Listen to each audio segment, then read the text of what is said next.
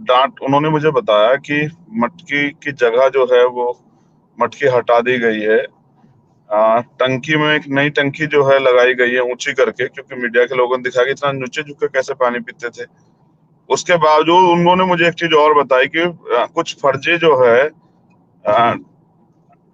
Medical के जो है पेपर्स बनवाए जा रहे हैं उस बच्चे के नाम से, कि भाई उसका इलाज चल रहा था पहले से 4-5 साल पहले से। ऐसे जो है ना पेपर भी जो है तैयार कराए जा रहे हैं फर्जी डॉक्टर से। उनका कहना शरद जी कि वो बीमार था ही नहीं। अच्छा, बीमार बच्चे को कोई स्कूल भेजेगा क्या? पहले उसका इलाज कराएगा, स्कूल भेजेगा? उस पूरी घटना को छिपाने के लिए सब चीजें की जाए, इसलिए मैंने सीबीआई जांच की मांग की। और जैसे मैंने सीबीआई जांच की मांग की, मुख्यमंत्री ने एसआईटी बना दी। एसआईटी किसकी है शरद भाई? राजस्थान सरकार की। राजस्थान सरकार की एसआईटी चली जाएगी। मैं आपको पूरा खेल समझाता हूँ। बेसिकली ये मामला अनटचेबिलिटी का है।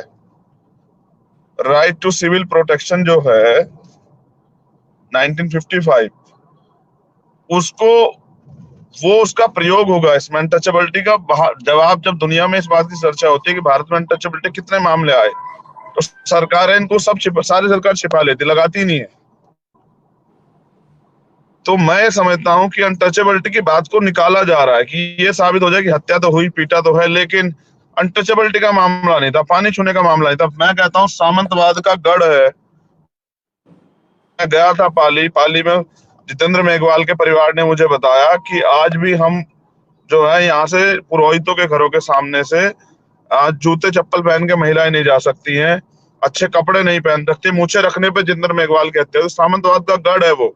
और आप ये देखे शरद जी, मामला हाईलाइट हो गया भाई, वरना कितने ऐसे मामले गांव देहात में होते होंगे जिन पे कोई चर्चा नहीं होती, पुलिस एफआईआर लिखती होगी।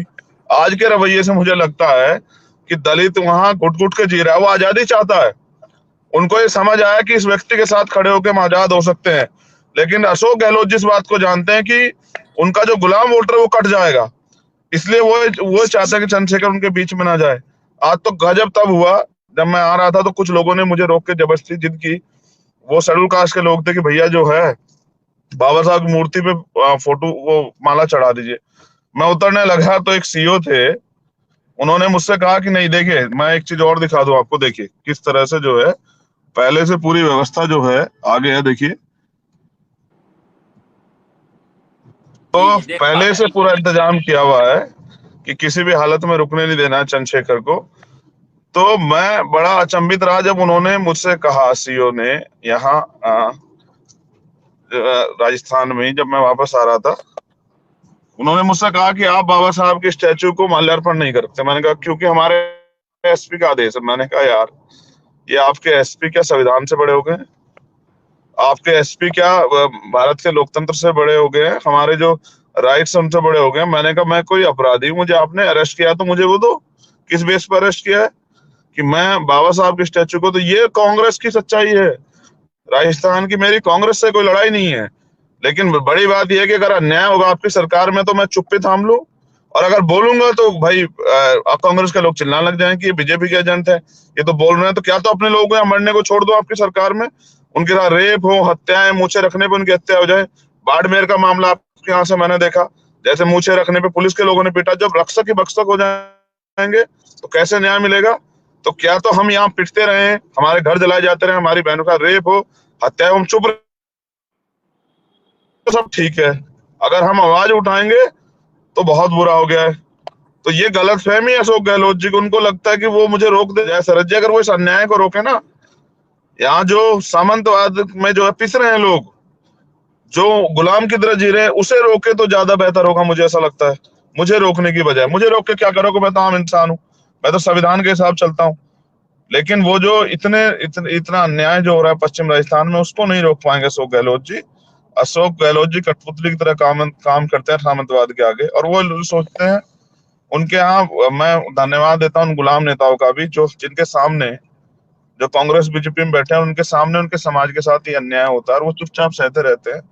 मैं उन गुलाम नेताओं का भी धन्यवाद देता हूँ कि समाज उनकी सच्चाई भी देख रहा है, और समाज जो है कांग्रेस का लोकतंत्र और अशोक गहलोत जी के का भी जो है, जो सरकार है उसकी सच्चाई भी देख रहा है।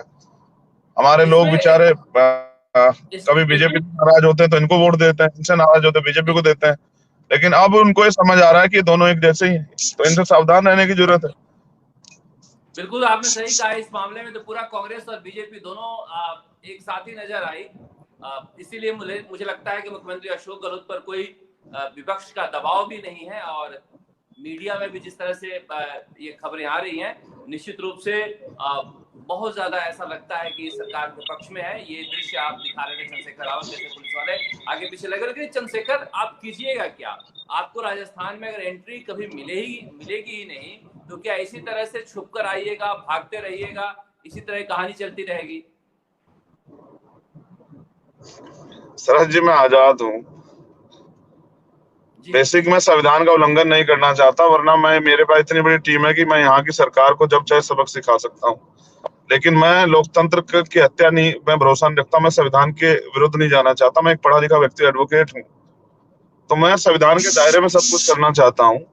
मैं उस दिन भी सरहद जी, मेरी रीढ़ की हड्डी में दर्द था। मैं 10 घंटे मुझे बिठा के लेके जाएगा एक गाड़ी में, 7-8 लोग थे। मैंने उनसे कहा कि यार ये कहाँ का वो है, अगर आप पे गाड़ी नहीं है तो भाई मुझसे कह दो, मैं अपने के साथ कह दो गाड़ी का, अगर आपको लेके चलना चलो, मेरी वजह से अगर माहौल खराब हो रहा। लेकिन आप ये देखो, मुझे एक दिन बड़ा मुझे उस दिन दर्द हुआ। मुझे लगा कि नहीं यार, मुझे जाना चाहिए। जब मैंने देखा अशोक गहलोत जी कह रहे हैं कि कुछ छोटी सी घटना है, क्या हुआ है, तो होती रहती है, और वो कंपैरिजन करते हैं दूसरे स्टेटों से कि दूसरे स्टेटों में भी तो हो रही है। तो मैं कहता हूँ भाई, आप किस लिए चीफ मिनिस्टर हो? आप चीफ मिनिस्टर होकर ये बात कहते हो कि भाई दूसरे स्टेटों में हो रही है। आप चीफ मिनिस्टर होकर कहते हो कि छोटी सी घटना है, तो मैं आपको क्या समझू कि आप दलितों को इंसान समझते हैं, नहीं समझते हैं? और फिर आपके यहाँ इतनी बड़ी घटना हो, पूरी दुनिया में इस पर चर्चा हो रही है, और आप घूम रहे हैं गुजरात चुनाव के सिलसिले में बैठक करते हुए। तो इससे स्पष्ट हो जाता है कि वो दलितों के मामले में कितने अति संवेदनशील है, या वो जो है बिल्कुल जो निष्कुट हो गए हैं कि भाई उनको इनकी तरफ ध्यान ही नहीं देना है। उनको जो है मरने की हालत में छोड़ देना है, उनको उनके हालात में छोड़ देना है, छिटने पिटने मरने के बाद। तो मैं समझता हूँ उनकी जो है संवेदनहीन हो गए हैं वो, और उनकी दलितों के प्रति जो उनकी प्रदेश के लोग हैं उनके प्रति जो उनका एक तरह का प्यार होना चाहिए, तो विश्वास होना चाहिए, वो लगभग जो है टूट चुका है राजस्थान में। और वो सोच चाहते हैं कि चंद्रशेखर यहाँ ना रहे, तो गुलाम फिर से उनकी गुलामी करते रहे। लेकिन इस बार मुझे लगता है ऐसा नहीं होने वाला, क्योंकि हर चीज का एक समय होता है, पैमाना होता है। वो पैमाना भर गया है। अब वो लोग उठ रहे हैं, अब वो लोग सवाल खड़े कर रहे हैं, वो मुकदमे भी दर्ज करा रहे हैं, वो कह भी रहे हैं कि हम लड़ेंगे। अब वो समय बदल रहा है, और मुझे लगता है कि अब वो अन्याय नहीं सहेंगे। तो आपने कहा कि कैसे आओगे चंद्रशेखर, तो मैं आऊंगा भाई। मैं यहाँ की सरकार मुझे फांसी चढ़ा दे, मैं तो भगत सिंह को भी अपना आदर्श मानता हूँ, बाबा साहब अम्बेडकर के साथ। तो यहाँ की सरकार मुझे जेल में, पिछली बार सीएचसी की लड़ाई में 4 दिन जेल में रहा, तो मैं ना तो जेल से डरता, ना मुकदमों से डरता। और मैं अगर अन्याय के खिलाफ चुप हो जाऊंगा तो लड़ेगा कौन भाई? मैं जो आदमी सीबीआई ईडी इनकम टैक्स से नहीं डरता और मुकदमों से डरता, वो भी चुप हो जाएगा, तो फिर तो सब जीरो हो जाएगा। फिर तो सपना जो शहीदों ने देखा था, जिन लोगों ने आजादी के लिए बलिदान दिए, वो सब जीरो हो जाएगा अगर सब लोग चुप्पी थाम लेंगे। लेकिन मुझे तरस आता है कि जब हम ये नोटिस करते हैं आज भारत के विषय में कि जो जहाँ बीजेपी से अलग सरकारें हैं, हम ये महसूस करते हैं कि वहां तो कम से कम थोड़ी सी आजादी की बात हो। लेकिन मैं समझता हूँ कोई ज्यादा फर्क नहीं है, यहाँ तो उससे भी बुरा हाल है। तो अशोक गहलोत जी को सोचना चाहिए, अपनी सरकार में कानून का राज स्थापित करे, जो ऐसी घटनाएं ना हो, मेरे जैसे लोगों को यहाँ के संघर्ष करना पड़े। और अगर वो राजनीति का अधिकार भी छीनना चाहते हैं कि भाई मैं आके यहाँ काम ही ना करूं, तो अशोक गहलोत जी, तो फिर उनको तो बहुत जगह घूमना है, बीमार में तो सब जगह। मैंने आज के हालात देख के ही और उस दिन उनके पिताजी से बात करके सीबीआई जांच की मांग करी थी कि न्यायपालिका की निगरानी में हो, क्योंकि जिस सरकार के मुख्यमंत्री और अधिकारी कर्मचारी एक जैसी भाषा बोल रहे हों, वो बिना जांच के स्टेटमेंट दे रहे हों। आपको याद होगा हाथरस में एडीजी लॉ एंड ऑर्डर थे यूपी के, प्रशांत कुमार, उन्होंने कहा कि रेप नहीं हुआ है। तो हमने सब लोगों ने सवाल खड़े किए कि भाई आप कौन होते हो ये तय करने वाले कि रेप हुआ है नहीं हुआ? ये तो कोर्ट तय करेगा, ये तो जब एग्जामिन होगा मेडिकल रिपोर्ट तो वो तय करेगी, आप कौन होते हो। लेकिन यहाँ आप देखिए कि मुख्यमंत्री कहते हैं कि जांच होनी चाहिए, हम भी कह रहे हैं जांच होनी चाहिए, पुलिस अपने आप तय कर दिया, एसपी एसएसपी ने बयान दे दिया। तो क्या मुख्यमंत्री जब ये कह रहे हैं कि जल्दबाजी में दे दिया, या एडीजी क्राइम कह रहे हैं, तो क्या उस एसएसपी पे कार्रवाई नहीं होनी चाहिए कि वो जो है डाइल्यूट कर रहा है चीजों को? जब वो एसएसपी और डीएम तालियां बजाते हैं वहां खड़े होके पंचायत में तो क्या ऐसे अधिकारी जो हैं न्याय दिला देंगे? क्या परिवार का विश्वास मजबूत कर, जैसे मैंने सुरक्षा की बात आपको बताई कि 2 सिपाही, नियत्ते सिपाही, दोनों शेड्यूल कास्ट के, अगर कोई अन्याय हो तो मरो, आप ही सामना करो। तो ये इसलिए उन्होंने जो बयान दिया एडीजी क्राइम के लिए कि वो दलित समाज से, ये विश्वास जागरूक करने, जताने के लिए कि दलित समाज में विश्वास जाए कि हमारा आदमी है, ये हमारे साथ अन्याय नहीं करेगा। लेकिन सच ये है कि सरकारी कर्मचारी सरकार का होता है, चाहे वो पुलिस का हो या प्रशासन का, उनकी तो और रिपोर्ट ही उसके लिए सामने पहले नहीं आई। परिवार से पहले अहमदाबाद में कहा, प्रशासन होता दिल्ली है। में कहा, मगर रिपोर्ट ही सामने नहीं आई उनकी। हाँ, बिना रिपोर्ट के स्टेटमेंट दे दिया। देखिए ना, जज हो गए हैं, राजस्थान पुलिस के अधिकारी कर्मचारी जज हो गए। मैंने रवि प्रकाश जी का स्टेटमेंट भी सुना जो आपके चैनल पे ही, वो कुछ भी कहने से बच रहे थे, कह रहे थे जांच आने दीजिए, जांच की रिपोर्ट आने दीजिए। उन्होंने एक्सेप्ट किया कि मटका की जगह है वहां, ये तो उन्होंने एक्सेप्ट किया। लेकिन आप ये बताओ कि एसएसपी ने कैसे बयान दे दिया, किसके दबाव में दे दिया बयान? और आज तो विपक्ष भी चुप है, सब लोग चाह रहे मामला दब जाए, क्योंकि दलितों का मामला है, जानवर है, ये मर भी गए तो क्या फर्क पड़ा, 9 साल का बच्चा है, 9 और मर जाते क्या फर्क पड़ता है? तो विपक्ष भी चुप है। अगर हम लड़ना चाहते हैं, सब लोग मिलकर दबा रहे हैं, अगर हम लड़ना चाहते हैं तो हमें निकाल दो, भगा दो, डरा दो, धमका दो, धमकी दे दो, तो मैं कह रहा हूँ चढ़ा दो फांसी। लेकिन क्या आप इस अन्याय को आपके अन्याय होगा और हम चुप रह लेंगे? ये गलतफहमी है। तो ये मैं तो कांग्रेस के सीनियर लीडर से पूछना चाहता हूँ कि भाई अब राजस्थान में बताओ कि लोकतंत्र कहाँ है? जो अन्याय आपकी सरकार कर रही है, इसको लोकतंत्र मानते हो? दूसरी बार जब हाथरस कांग्रेस के सीनियर लीडर गए तो यूपी गवर्नमेंट ने भी उनको 5 लोगों को परमिशन दे दी। मुझे तो तीसरी बार में भी नहीं दी। मुझे तीसरी बार में छुप छुपा के जाना पड़ा, क्योंकि मैंने वादा किया था, मैंने कहा भी था उस दिन वहां के अधिकारियों की, अगर मैंने ठान लिया कि जाना है तो राजस्थान की पूरी फोर्स लगा लेना अगर मुझे पकड़ पाए।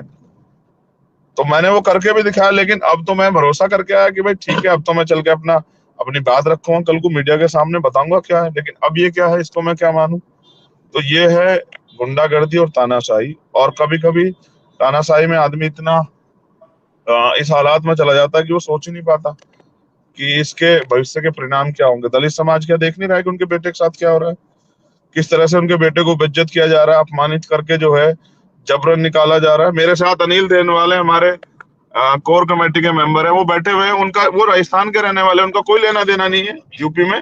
जबरन उनको जो है उनको मजबूर किया जा रहा है दिल्ली जाओ, इनका जो काम प्रभावित होगा उससे कोई मतलब नहीं है। तो मैं समझता हूँ कि ये अन्याय की जो प्रकाष्ठा राजस्थान में लिखी जा रही है, इसका जवाब जो है आने वाले समय में यहाँ का दलित, पिछड़ा, आदिवासी, माइनॉरिटी जो है, कमजोर वर्ग जो है, जो विश्वास रखता हमें, वो जरूर लेगा। और वहां हालात सबके ऐसे ही है, पश्चिम यूपी, पश्चिम राजस्थान में सबके हालात ऐसे ही है। बेसिक ये पश्चिम राजस्थान है और मैं पश्चिम यूपी से आता हूँ, तो देखो दोनों कितना वो होता है। मैं वहां भी अन्याय के खिलाफ लड़के आया हूँ और यहाँ भी मुझे अन्याय के खिलाफ लड़ना पड़ रहा है। लेकिन पूरे देश में हमारी समस्या जैसी है कि हमें कर्म से नहीं, हमें जाति से पहचाना जाता है। जाति है कि जाति नहीं, जी जाति है कि जाति नहीं। हम उम्मीद करते हैं कि मुख्यमंत्री अशोक गहलोत इस दृश्य को देख रहे होंगे कि चंद्रशेखर के पीछे कैसे पुलिस की गाड़ियों की लाइटें दिख रही हैं, और कम से कम वो संज्ञान लेंगे और कहेंगे कि चंद्रशेखर इस देश के नागरिक हैं, राजस्थान के आजाद हवा में ये सांस ले सकते हैं, लोकतंत्र की जो दुहाई देते हैं उसके बारे में समझेंगे वो, और इन्हें आजाद किया जाएगा वाकई में पुलिस के इस पहरे से। लेकिन फिलहाल तो पुलिस है कि मानती नहीं, इन्हें वापस फिर से लगता है कि दिल्ली लेकर जा रही है। लेकिन सबसे बड़ा हमारा सवाल यही है कि चंद्रशेखर को चाहे जितनी बार आप दिल्ली छोड़ाइए, मगर इंद्र मेघवाल को इंसाफ दीजिए, और हमारी लड़ाई जारी रहेगी। शरद जी, मेघवाल को इंसाफ नहीं मिलेगा। जी शरद जी, मैं एक और बात स्पष्ट कर दूं, आप शायद आपको अनुभव है, लेकिन ये भी सच है कि मुख्यमंत्री जी मेरे आने और जाने की दोनों की खबर रखते हैं। मुख्यमंत्री जी तो करवा रहे हैं, पुलिस की क्या हिम्मत है कि वो मुख्यमंत्री जी के बिना मेरे साथ अन्याय करे। लेकिन लड़ाई इंदर मेघवाल के साथ साथ जितेंद्र मेघवाल की भी है, हर उस गरीब की है जिसके साथ अन्याय हुआ और आवाज उठाने पे पुलिस ने जो है उसको पीट के थाने से भगा दिया। हर उसकी लड़ाई है। मैं इंदर के लिए भी न्याय चाहता हूँ, समान न्याय। मैं जितेंद्र मेघवाल के लिए भी समान न्याय चाहता हूँ, और मैं हर उस व्यक्ति के लिए, वो दलित हो, अगड़ा, पिछड़ा, अगर वो राजस्थान का नागरिक है तो मैं सरकार से उसके हक अधिकारों के लिए लड़ना चाहता हूँ। और अगर किसी के साथ अन्याय होगा तो फिर ये हमें इस लड़ाई को लड़ना पड़ेगा। यही तो लोकतंत्र है कि विपक्ष की बातों को भी आप सुनो, लेकिन आप तो तानाशाह हो गए हैं। तो पुलिस है बिल्कुल कि शिवशेखर, आपकी मानती बात से नहीं, हम और सहमत हैं। जाती है कि जाती नहीं। बिल्कुल आपकी बात से हम सहमत हैं। किसी भी जाति, धर्म, संप्रदाय का व्यक्ति हो, कोई भी पीड़ित व्यक्ति हो, हम